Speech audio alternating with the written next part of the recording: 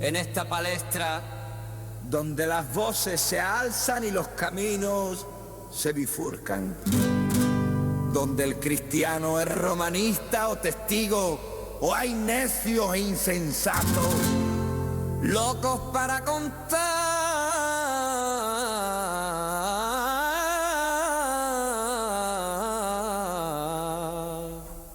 relatos.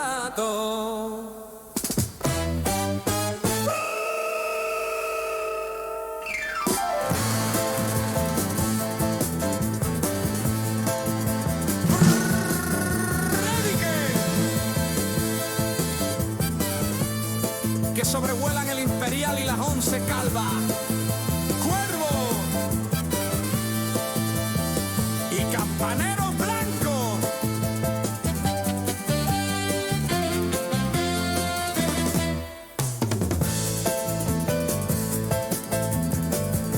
En medio de esto, una pregunta que lo cambia absolutamente todo. Que Cristo murió y resucitó según la historia. Flavio Josefo, Plinio el Joven, Tácito, C.S. Lewis, Josh McDowell, Lee Strobel. Lee, culturízate, deja un poquito Netflix y lee más tu Biblia. Porque, como dijo Isaías, ay de mí, que soy muerto.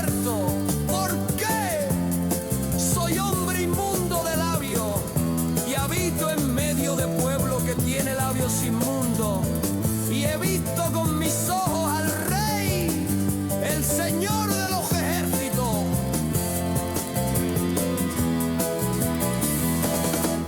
Aún así vive la vida, que vida solo hay una. Sí, vive la vida, pero como que hay un juicio con Dios.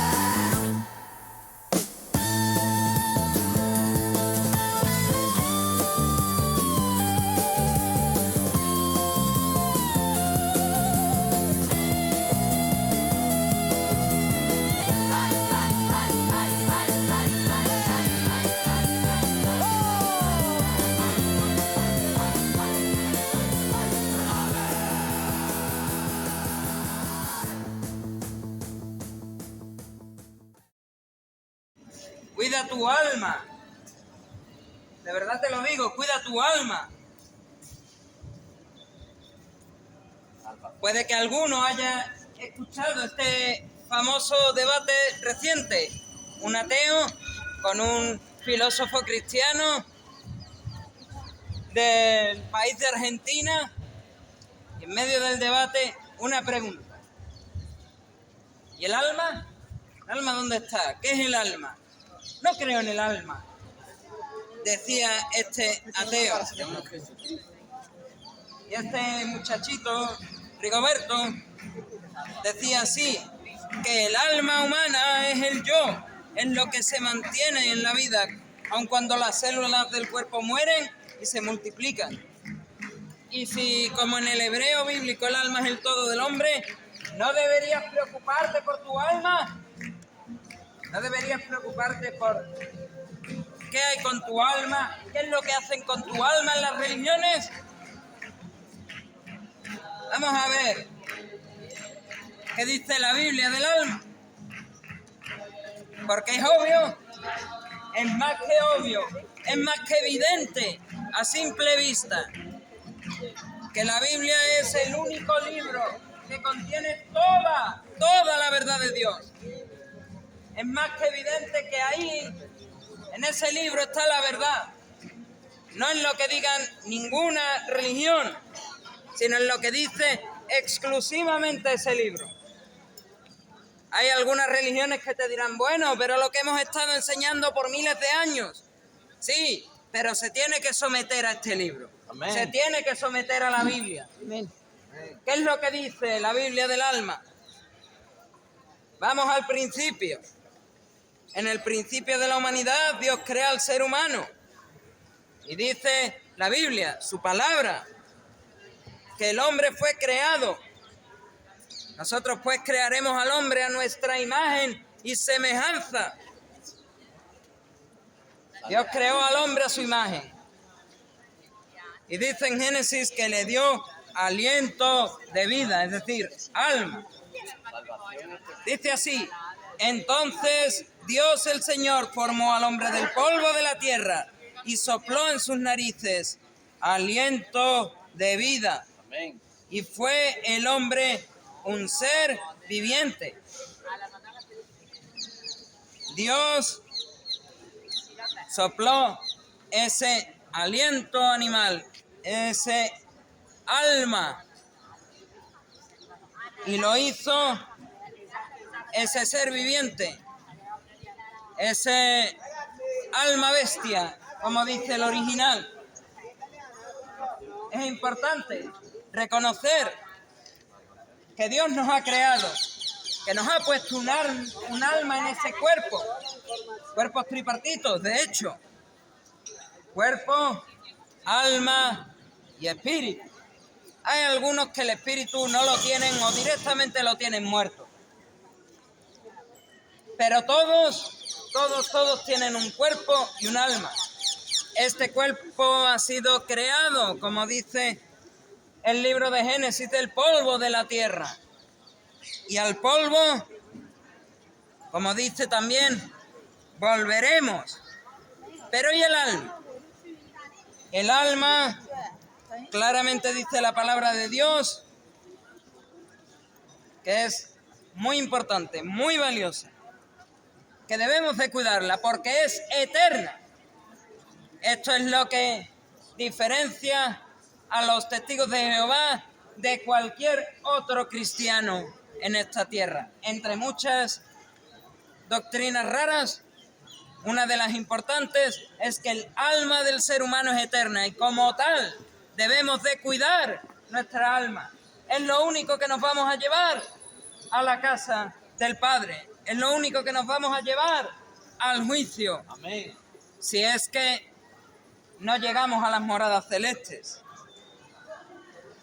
Y por tanto, debemos de cuidar el alma porque hay consecuencias si no la cuidas. Dice la palabra de Dios, no temáis, dijo Jesús, a los que matan el cuerpo, el esclavo en el original, mas el alma, la persona, el ser, no pueden matar.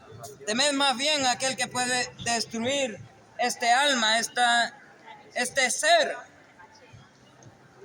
nosotros. Temed al que os puede destruir. Al que os puede destruir el alma y el cuerpo en el infierno, en la Gehenna. En ese, como dirán los testigos, Valle de Hinnom. Gehinnom, Valle de Hinnom. Pero ¿qué es esta Gehenna? La palabra de Dios lo deja muy claro. Esta Gehenna es un lugar de llanto y crujir de dientes. Es las tinieblas de afuera. Es un horno de fuego, es un lago que arde con fuego y azufre. Es la muerte segunda. Es esa separación de Dios. ¿No te preocupa tu alma? Jesús mismo vuelve a decir en la palabra de Dios, y clávatelo bien, ¿no te preocupa tu alma? Vuelve a decir, porque ¿qué aprovechará al hombre si ganare todo el mundo y perdiere su alma, su ser? ¿O qué recompensa dará el hombre por su alma, su persona? ¿Qué aprovechará al hombre, al Papa, por ejemplo, si ganare todo el mundo, permitiendo a los trans ser padrinos, bendiciendo uniones de personas del mismo género, orando con los musulmanes y con los budistas, dejando a un lado toda la doctrina que por años han estado promulgando? Así es. Oye, que el que no es católico no es salvo. ¿De qué le sirve al Papa ahora hacerse el buenismo, el bueno de turno y ganar todo el mundo, ganar los favores de todo el mundo, si luego pierde su alma por no guiarse por la palabra de Dios? ¿O qué recompensa tiene cualquier hombre, yo mismo? ¿Qué recompensa daremos por nuestra alma? ¿Cómo pagaremos esa eternidad del alma? Y es que el alma es muy preciada. El alma nos la ha dado Dios. El alma nos la ha dado el Padre. Nos sopló aliento de vida el Padre. Y debemos de cuidarla. Es posiblemente de las dos cosas más preciadas que tenemos los seres humanos. Es de las dos únicas cosas que van a resistir a nuestra muerte. Mueres y o vas a la tumba o vas a una urnita hecho polvitos. Sea como sea, polvo al polvo. Polvo al polvo. Y es que el alma es el centro de nuestra vida interior. El alma, como empezábamos diciendo, es el todo del hombre. Es la clave para mostrar cuánto amamos a Dios, el Señor. Es más, el segundo libro de los Salmos muestra en este primero de los Salmos que en vez de abrumarnos, deberíamos esperar en el Dios de nuestra salvación. ¿Puedes decirme que tú también esperas en ese Dios de la salvación, en esa salvación de Dios? Porque dice así el Salmo 42, ¿por qué te abates, oh alma mía? ¿Y por qué te turbas dentro de mí? Espera en Dios, porque aún he de alabarle. Salvación mía, Yeshuota mía. Literalmente, el término salvación viene del hebreo Yeshua, que es el nombre de Jesús. Literalmente, aquí está diciendo, ¿por qué te abates, oh alma mía? ¿Y por qué te turbas dentro de mí? Espera en Dios, porque aún he de alabarle. Jesús mío, Dios mío. Amén. Es clarísimo como Jesús también es Dios. Amén. ¿Por qué? Espera en Dios, porque aún he de alabarle. Jesús mío, salvación mía, dice. Y Dios mío. Mete el nombre de Jesús entre dos menciones a Dios. Está clarísimo que es Dios. Y es que el mismo Jesús dice, y por eso sabemos que el alma es la manera, una de las maneras de demostrar que amamos a Dios. Jesús le dijo, amarás al Señor, tu Dios, con todo tu corazón, con toda tu alma y con toda tu mente. Es importante tener en cuenta el alma.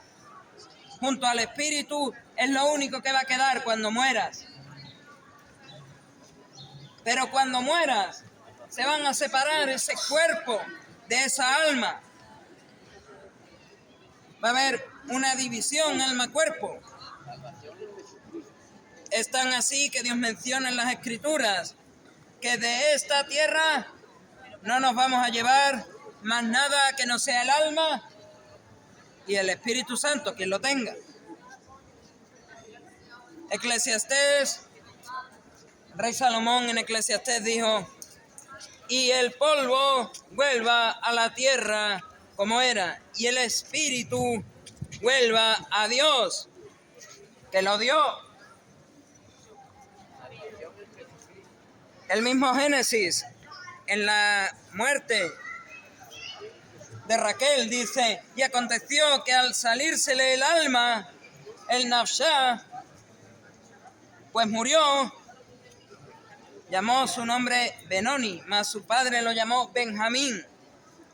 El alma sale del cuerpo, el alma se separa del cuerpo, el cuerpo carnal a la tierra, polvo al polvo, y el polvo vuelva a la tierra como era, y el espíritu, el alma, vuelva a Dios que lo dio. Ese aliento de vida vuelva a Dios que lo dio. Ese ser, esa persona que somos, vuelva a Dios que lo dio. Y cuando vuelvas a Dios, vas a esperar o en el infierno o en el cielo. Vas a esperar en esa tumba. Vas a enfrentar una muerte, pero para enfrentar esa muerte necesitas ser resucitado. El mismo profeta Daniel dice que hay 2 resurrecciones. Una para los que son salvos y otra para los que son pecadores perdidos.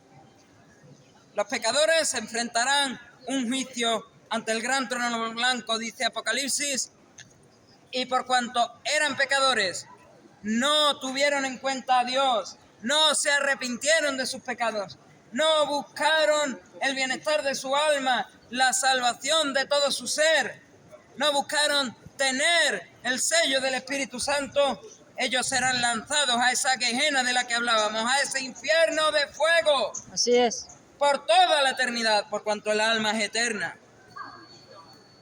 Si bien el cuerpo físico se queda aquí, polvo al polvo, el polvo vuelve a la tierra como era, decía Salomón, todos vamos a tener un cuerpo espiritual en la eternidad. Por eso Jesús decía que debemos cuidar nuestra alma. Todo ser humano tiene alma, pero no todos irán al cielo, sino que, como dice Pablo, los pecadores, y eso somos todos, nadie se escapa, que vayan a ser salvados, sabrán que van al cielo porque están sellados con el Santo Espíritu de Dios. Dijo Pablo a los Corintios: así también es la resurrección de los muertos. Se siembra en corrupción, se resucitará en incorrupción. Siembras una vida de delitos y pecados, cosechas una eternidad en el infierno. Siembras deshonra, resucitará en gloria. Se siembra en debilidad, resucitará en poder. Los que son humillados en esta tierra, Dios dijo a través de Jesús, serán exaltados en la siguiente, en el mundo por venir. Mas los que se exaltan aquí, no señalo al Papa porque no lo tengo al lado, los que se exaltan aquí, los que buscan su propia gloria, serán humillados cuando lleguen a la venidera. Se siembra cuerpo animal, cuerpo carnal, se resucitará cuerpo espiritual. Hay cuerpo animal, carnal y cuerpo espiritual. Así también está escrito, fue hecho el primer hombre, Adán, alma viviente. Recibió esa alma, así la tenemos todos. El postrer Adán, espíritu vivificante. ¿Quiénes son estos Adanes? El primer Adán, pues Adán, todo el mundo conoce la historia de Adán y de Eva. Pecaron y ese alma viene marcada con esta maldición del pecado, que nadie se puede quitar por sí mismo. Puedes cambiar conductas. Y de hecho, muchas personas salen en internet diciendo, puedes cambiar conductas, basándote en la psicología y en distintas ciencias, puedes cambiar tu conducta, pero jamás podrás cambiar por ti mismo el pecado de tu alma. Así es. Eso lo hace este postrero, este segundo Adán, que es Jesucristo. Amén. Él murió, Él resucitó, Y Él es el que cambia tu alma, el que cambia esa mancha de pecado, la quita del alma. Y el que, como dice Pablo, es espíritu vivificante, porque una vez ha sido limpiado del pecado por Jesús, una vez has sido salvado del pecado por Jesús, eres vivificado con el sello del Espíritu Santo. Mas lo espiritual no es primero, sino lo animal, luego lo espiritual. El primer hombre es de la tierra terrenal, el segundo hombre, que es el Señor Jesucristo, es del cielo. ¿Cuál es el terrenal? Tales también los terrenales. ¿Cuál es el celestial? Tales también los celestiales. Y así como hemos traído la imagen del terrenal, traemos también la imagen del celestial. Tenemos esa imagen de Dios. Hemos sido creados a imagen de Dios. Pero esa imagen ha quedado rota por el pecado. Hay que restaurar esa imagen. Hay que devolver esa imagen a como era. Y no podemos hacerlo. Estaría mandando a miles, millones de personas al infierno si te digo, intenta restaurar esa imagen de Dios. Así Por es. ti mismo. No puedes. Amén. Sino que ese segundo Adán, ese Señor, ese imagen celestial, te tiene que restaurar esa imagen de Dios. Tienes que dejarte restaurar la imagen de Dios celestial por Jesús. Porque no todos dormiremos, pero todos seremos transformados. No todos van a llegar al cielo, al trono de Dios, después de haber muerto. Algunos lo van a hacer viendo la segunda venida de Jesús, viendo a Jesús venir en las nubes, montado en un caballo blanco, con una espada saliendo de su boca, la espada de la palabra de Dios, para hacer división. A un lado los creyentes, a un lado los incrédulos, a un lado los verdaderos cristianos, a un lado el resto.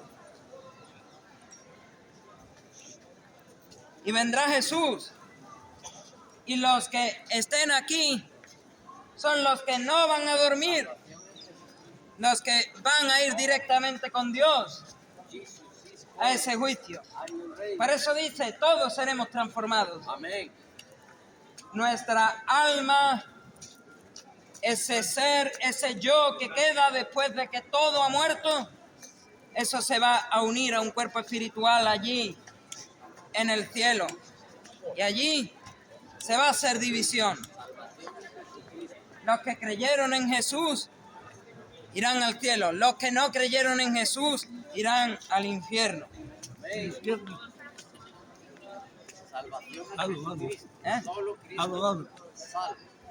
¿El infierno qué es? El infierno es la muerte segunda, el lago que arde con fuego y azufre. Ese lloro y crujir de dientes, las tinieblas de afuera, ese horno de fuego, como dice la palabra. Y usted debería de conocerla. Claro, no sé, pero son por veces escuchar cosas, pero no es así. ¿Cómo no va a ser así? No es así. Entonces, ¿para qué vino Cristo? Y vino para salvarme a mí y a ti Claro, pero ¿para salvarnos de qué? del mal, del pecado.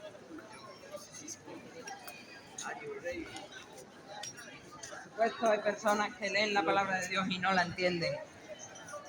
Por eso el apóstol Pablo, cuando manda a levantar diáconos y obispos, que no sean neófitos, dijo Pablo.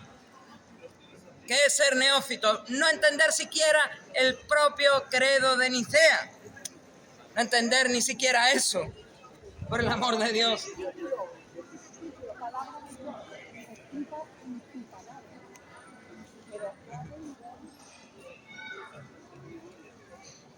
Bueno, termino. Es obvio que el alma se separa del cuerpo, el cuerpo polvo era y el polvo volverá, el alma va con Dios y en la postrera resurrección se va a unir a un cuerpo espiritual. Allí Dios va a juzgar a los que fueron pecadores en esta tierra, conforme a sus pecados, no conforme a las obras buenas.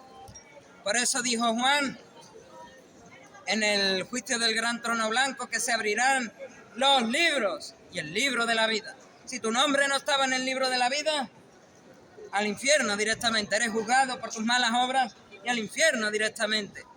Tú, el Hades, el diablo, los ángeles que le siguieron, todos al infierno.